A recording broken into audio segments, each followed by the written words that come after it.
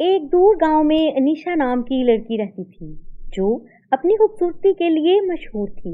उसकी ब्यूटी का चर्चा हर जगह था और वो बचपन से ही ब्यूटी कॉन्टेस्ट जीत रही थी।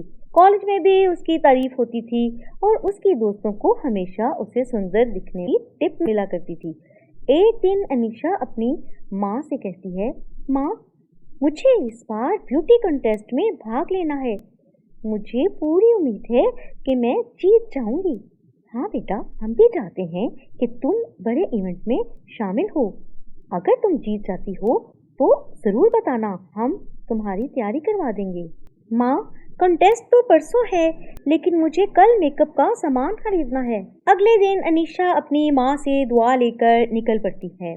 जब अनीशा रास्ते में थी, उसकी गाड़ी अचानक रुक गई। अनीशा ने अपने पिता से कहा, पिताजी, गाड़ी क्यों रुक गई है? लगता है इंजन में कोई मसला हो गया है। मैं अभी मैकेनिक को बुलाता हूँ। अनीशा अपने पिता का इंतजार करने लगती है और वो मैकेनिक को ढूंढता दूर निकल जाते हैं। अनीशा वहाँ इंतजार करते करते घने जंगल से डरने लगती है। पिताजी, आप कहाँ चले गए? आप तो यहीं थे। तभी एक पुरानी औरत जो जादू और मैजिक में महारत रखती है उसके पास आती है। उसके पास एक पुराना जादू का मेकअप किट था। औरत वो किट अनीशा को देती है और अनीशा उसको लगा लेती है। वो औरत कहती है, वाह, तुम तो अपने जादू के मेकअप से कितनी खूबसूरत लग रही हो। अनीशा को यकीन नहीं आता कि उसकी खूबसूरती पहले से कई गुना बढ़ गई है। वो औरत सोचती है, मेरे लिए किसी को भी जाल में फंसाना अब बहुत आसान हो गया है। मेरा शिकार खुद मेरे पास आएगा और मैं उसे खत्म कर दूंगी। ये सोचकर पुरानी औरत जादू के मेकअप किट को लेकर गायब हो जाती है। अनीशा को उस जादू के मेकअप किट का लालच आता है और वो फैसला करती है कि उसे चुरा कर इस्तेमाल करेगी। वो पीछा करती है और उस जादुई किट को चुरा लेती है। लगता है अब मेरी सुंदरता से कोई नहीं बच सकता। अब तो मुझे फैशन शो जीतना पक्का लग रहा है।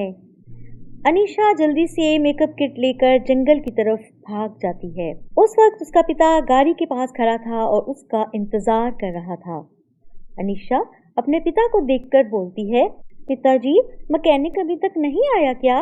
मैकेनिक तो चला भी गया और गाड़ी भी ठीक हो गई है। चलो अब जल्दी चलते हैं, इस वक्त जंगल में रुकना ठीक नहीं। अनीशा और उसके पिता जल्दी से जंगल से निकलकर अगले दिन कॉन्टेस्ट की जगह पर पहुंच जाते हैं। कॉन्टेस्ट के दौरान जब अनीशा स्टेज पर आती है, सब लोग हैरान रह जाते हैं।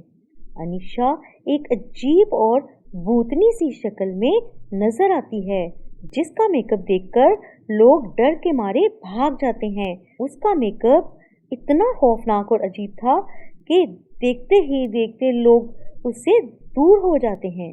अनीशा को समझ नहीं आता कि ये सब क्या हो रहा है। उसका पिता चर्च के पादरी को बुलाकर लाते हैं। पादरी चर्च की बाइबल से मंत्र पढ़ते हैं और अनीशा को ठीक कर देते हैं। आपकी बेटी ने जादू के मेकअप की किट चुराई थी और उसे लगाया था। ये एक भूतनी का मेकअप था।